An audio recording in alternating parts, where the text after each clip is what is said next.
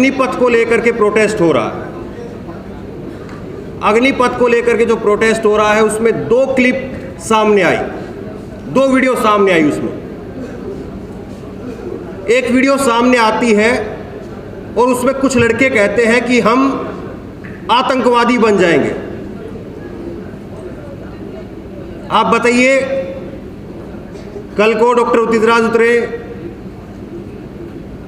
बहुजनों का कोई आंदोलन खड़ा हो और उसमें अगर ऐसी कोई बात कह दे कोई मीडिया के ऊपर, कैमरे पर, उसको टीवी पर कैसे चलाया जाए? लेकिन आपने सुना है क्या वीडियो? नहीं सुना हो, क्योंकि उसको लेकर के कोई मुद्दा नहीं बनता है कि कैसे कुछ लोग कह देते हैं। हालांकि अग्निवीर जिनको बनाने की बात हो रही है वो कोई और नहीं है, वो हम ही लोग हैं और उनके पक्ष में हमें खड़ा होना चाहिए। लेकिन आंदोलनों के अंदर किस तरह से लोगों को घुसाया जाता है और फिर मीडिया के जरिए कैसे उन आंदोलनों को बदनाम किया जाता है, मूल बात ये। लगातार मुसलमानों को गाली दी जाती रही। अभी देखा हमने हनुमान शोभा यात्रा, रामनवमी, इस पर तलवारें लहराई जा रही थी और क्या कहा जा रहा था? मुसलमानों को मां की गालियां दी जा रही थी। फर्क नहीं पड़ा कुछ लोगों को। कुछ लोगों को लगा चलो ठीक है, मुसलमानों की चूड़ी टाइट हो रही है।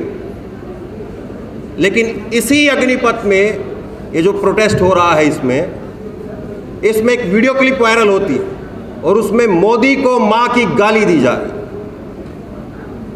क्या आप उम्मीद करते हैं कि कोई आरक्षण बचाओ आंदोलन कहीं से खड़ा होता है और उसमें मोदी को मां की गालियां दी जाए और उसके बाद में वो आंदोलन चल सके, उसके बाद में वो प्रोटेस्ट चल सके? जितने भी शाम को 5 बजे जो मुर्गा लड़ाने वाले लोग हैं वो कूद पड़ेंगे और कहेंगे कि देखिए इसने ये कैसे कह दिया, वो कैसे कह दिया। और मीडिया वो ना हमारे मुद्दे पहले उठाता था और ना उठाएगा, और मुद्दों को डिरेल करना वो तो कर ही रहा था। लेकिन तो अब तो मीडिया देश की नाक कटवा रहा है और वो भी अंतर्राष्ट्रीय मंच पर कटवा रहा है।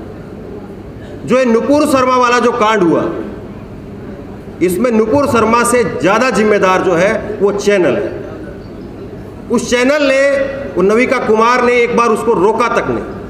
अगर रोका जाता उसको वहीं पर, उसको ऑफ एयर किया जाता, अगर वो चैनल माफ़ी मांगता वहीं पर, तो शायद बात इतनी दूर तक ना जाती।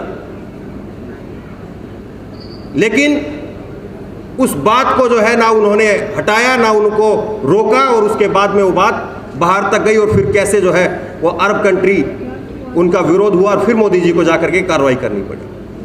ये वही मीडिया है जो लगातार जो जिस पर बैठ करके संबित पात्रा जैसे लोग घोड़े खुलवाते थे, ये वही मीडिया है जिस पर बैठ करके डॉक्टर उदित राज अगर उस पर जाते हैं तो उनको रंग भेद के नाम पर जो है अनाप शनाप बातें चैनलों पर कही जाती। तो मीडिया के बारे में अगर आप बात करेंगे तो कई सारी बातें जो है वो आपको खुद समझनी चाहिए कि मीडिया ना था ना होगा। आप लोगों को अपना मीडिया, सोशल मीडिया खड़ा करना पड़ेगा। और मैं ये मानता हूँ कि यहाँ पर जितने लोग आए हैं, कम से कम ये लोग सुबह सुबह उठ करके गुड मॉर्निंग वाले मैसेज तो नहीं भेजते होंगे। इसलिए कम से कम अपना मीडिया खुद बनिए, अपनी जो खबरें हैं उनको अपने व्हाट्सएप स्टेटस में लगाइए, अपने फेसबुक पर खुद से अपना फेसबुक पेज उस पर बोलना शुरू कीजिए, अपनी लोकल खबरें खुद से उठाइए। जितने भी लोग हैं वो सब लोग अपना फेसबुक पेज, यूट्यूब पेज अपना तैयार कीजिए, उस पर बोलिए।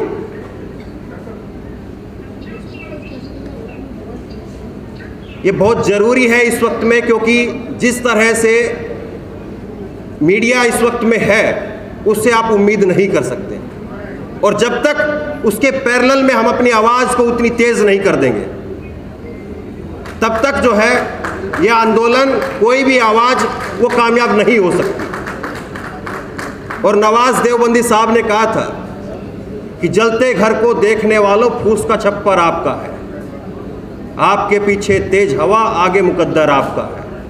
उसके कत्ल पर मैं भी चुप था, मेरा नंबर अब आया, मेरे कत्ल पर आप भी चुप हैं, अगला नंबर आपका है। अगर किसी को लगता है कि मैं बचा हुआ हूं और मैं बचा रह जाऊंगा और मुझे ना किसी के साथ जुड़ने की ज़रूरत है ना बैठने की ज़रूरत है, तो अकेला तो बहुत जल्दी मसल दिया जाएगा। इसलिए जुड़िए। अगर एक की आवाज़ बंद की जाती तो 1000 आवाज़ उठिए। और उनके पास में अगर पैतरे ज़्यादा है, अब बुलडोजर का पैतरा है, आप बताइए, बुलडोजर का पैतरा चल रहा है, बुलडोजर चल रहा है और कोई मीडिया चैनल उस पर आवाज़ नहीं उठाता। एक घटना होती है, उसके 24 घंटे नहीं बीतते, उसके बाद में सब कुछ फैसला हो जाता है, बुलडोजर चल जाता है।